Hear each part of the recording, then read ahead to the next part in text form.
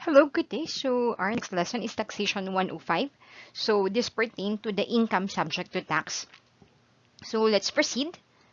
So that since it's about time that we prepare our ITR, so first we need to know what are the incomes that should be included in our income tax. So let's proceed. So our learning objective for this topic is number one, to be able to know the determination of taxable income. Number two, to be able to distinguish taxable income per taxable person. And then to be able to identify the income subject to tax, because not all income are subject to income tax. So that we would elaborate that as we go further. So determination of taxable income. Remember, we have different kinds of person. So for the citizen, as we all know that the citizen have two kinds, the resident citizen and the resident alien. So usually under the resident citizen, we already know that all income derived from sources within and outside the Philippines, unless otherwise there are law exempting that income, is taxable. So what are the incomes that we usually earn here in the Philippines? So number one is if you are an employee, so the compensation income. On compensation income, on a modified gross income basis, or the gross income, compensation, less all the allowable deduction. Ano ba yung mga allowable deduction natin? Normally, the, the allowable deduction are mandatory deduction. These are the SSS, the Pag-ibig, the PhilHealth, and the Union Dues. Plus, of course, the 250,000 limit. So if your income does not exceed 250, then you are not taxable. Okay? So we also have the income from profession, business, trade, and net income basis.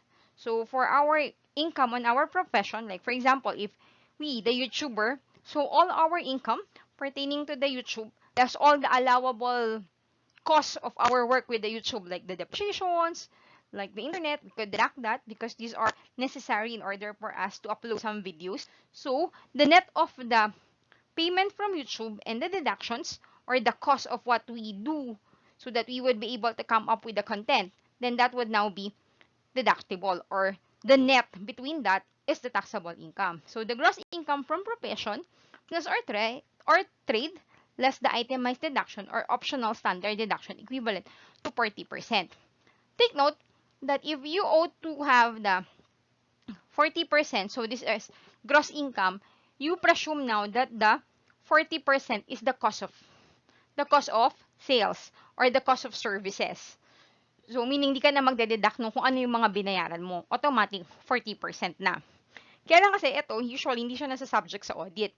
Then, the other one, yung pinakalinit na binigay ngayon under our train law, is the gross sales or gross receipt and personal and additional exemptions, less 8% on a monthly income tax, on a monthly business. So, for example, if you owe this optional 8%, so monthly, nagdededuct ka na ng 8% dun sa, binagbayad ka na ng 8% dun sa BIR, then therefore, hindi mo na kailangan magbayad ng taxable income. So, kasi embedded na dito kay 8% yung business tax at saka yung income tax. Then, we also have on passive income, on gross amount thereof. So, normally, the passive income, we would discuss that further. Pero ito yung mga income na wala tayong masyadong ginagawa. Pero nag-earn yung pera natin. Ano ba yung mga examples ito? Rental. Kasi ba, pagka nagparibo ka ng bahay, nagre-renta, wala ka nang ginagawa. Yung money mo, nag-earn na for you. Then, the deposits. Yung mga bank deposits. Next, you also have your write-ups. Yung mga content natin sa YouTube, wala tayong masyadong ginagawa. So, these are part of the activity or yung mga royalty. So, yung mga yan daw na yan, taxable daw yan under our income tax. Okay? So, for the non-resident citizen, so take note, ito yun naman yung mga citizens na wala dito sa Pilipinas or naninirahan sa ibang bansa, either by migration or by working as OFW. So, there are tax as a resident citizen on income from sources within the Philippines. So, take note, yung mga income lang nila dito sa Philippines, hindi na yung outside, okay? So, next, we also have the alien or the resident alien. So, the resident alien, we know na merong dalawa.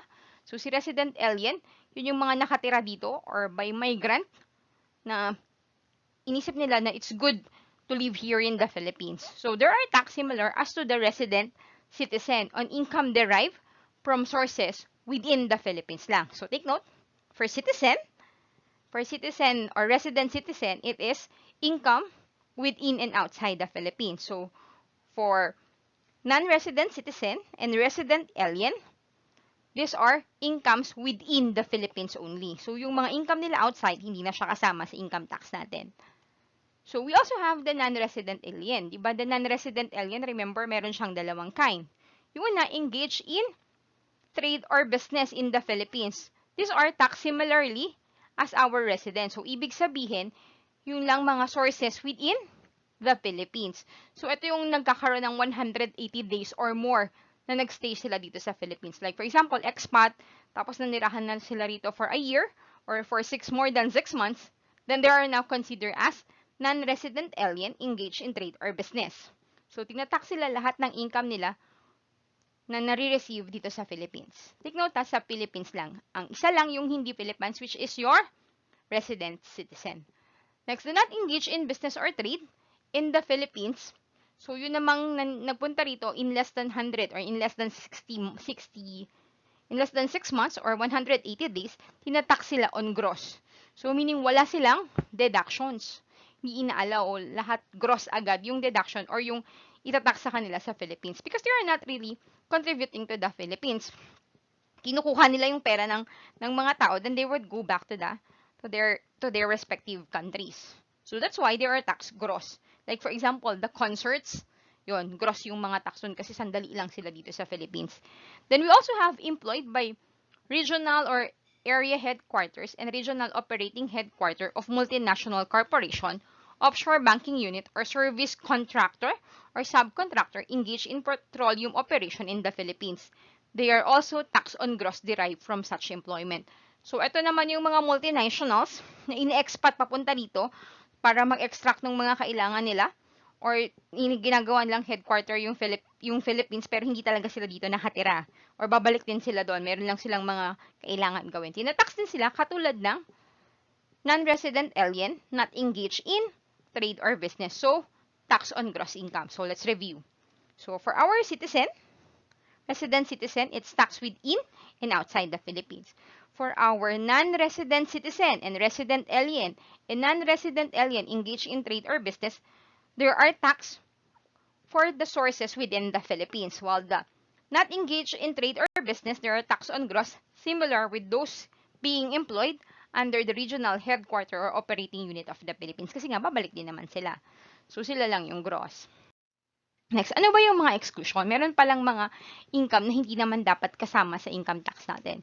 So, number 1 is the proceeds of life insurance policy, but not the interest paid to the heirs or beneficiary. So, ito yung mga, halimbawa, insured ka.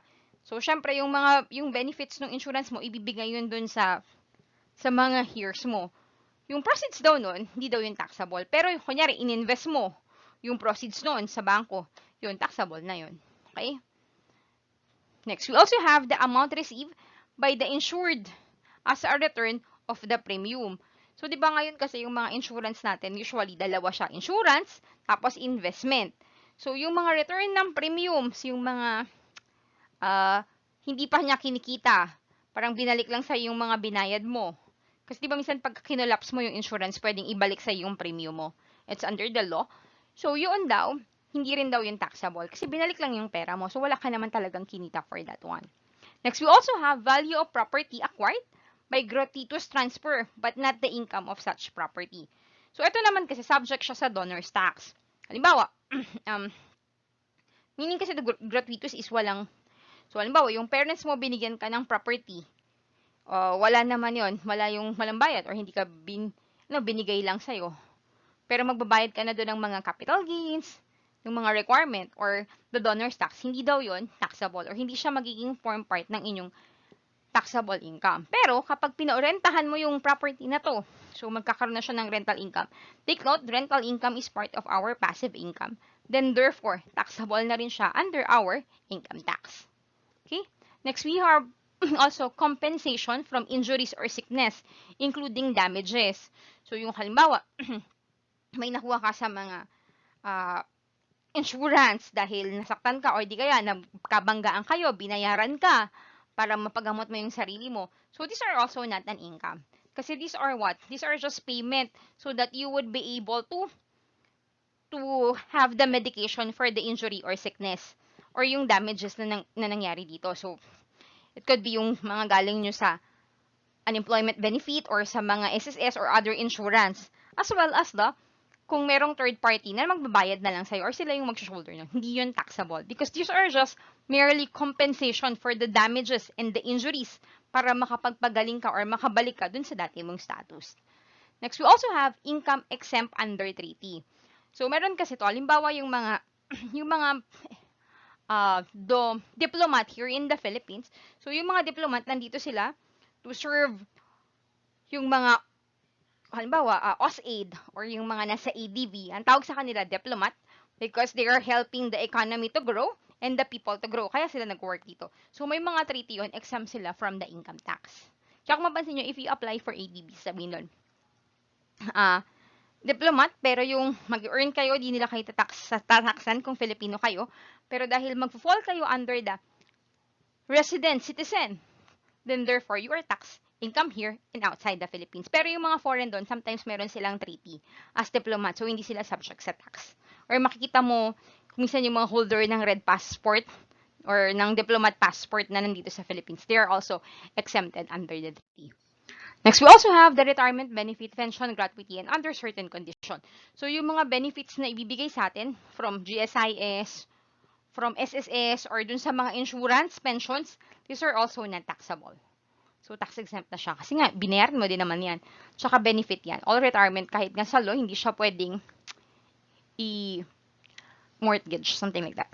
Next, income derived from foreign government financing institution controlled or enjoying financing from foreign government and international or regional financing established by foreign government from their investment in loans, stock bonds, or other domestic security or from interest on their deposit in the banks of the Philippines. So, yung mga investment ng mga foreign bank, like for example, the World Bank, the ADB, or yung mga nagpapautang sa Pilipinas, yung mga income nila na nilagay nila sa business dito sa Philippines at saka sa mga bangko, hindi din daw yun taxable. Why? Because the Philippine government need backup dollar para nang sa ganon mag-sustain yung mga day-to-day activities natin because these are the money being used in the international market or in the foreign trades.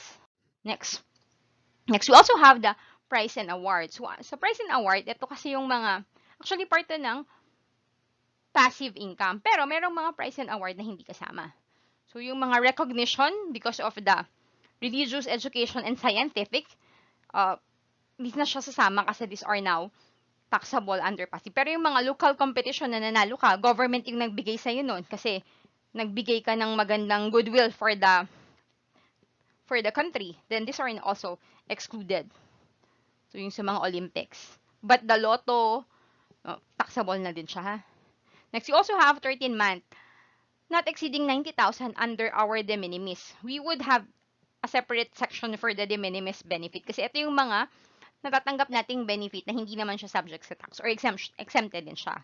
Gain realized from the sale or exchange of retirement bonds, debenture, or other certificate of indebtedness with the maturity of more than 5 years. So, di ba minsan nag-invest kayo sa bank, tapos, or nag-deposit kayo ng mga hindi mo pwedeng withdrawin in 5-year time.